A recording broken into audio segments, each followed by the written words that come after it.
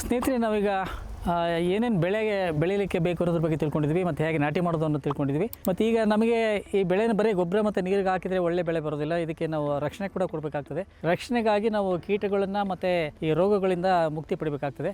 So ಕೀಟಗಳಾಗಿ ನಮಗೆ ಏನಿದೆ, ಏನು ಎಲೆ ಮೇಲೆ ಎಳೆ ಹೂ ಮೇಲೆ ಕೂತಿದ್ದು ರಸ ಇರೋದ್ರಿಂದ ಬೆಳವಣಿಗೆ ಕುಂಠಿತ ಆಗ್ತಕ್ಕಂಥದ್ದು ಒಂದು.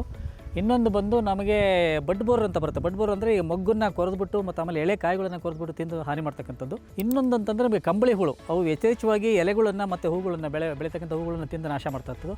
ಇನ್ನು ರೋಗಗಳಿಗೆ ಬಂದರೆ ನಮಗೊಂದು ಬೂದಿ ರೋಗ ಇದೆ. ಬಿಳಿ ಆಗ್ತದೆ, ಬಿಳಿ ಮಚ್ಚೆಗಳೆಲ್ಲ ಎಲೆಗಳ ಮೇಲೆ ಮತ್ತು ಕಾಯಿಗಳ ಮೇಲೆ ಹೂ ಮೇಲೆ ಆಗ್ತದೆ. ಮತ್ತು ಒಂದು ಎರಡನೇದಾಗಿ ನಮಗೆ ಇನ್ನೊಂದು ಎಲೆ ಚುಕ್ಕೆ ರೋಗ ಅಂತ ಒಂದು ಬರುತ್ತೆ.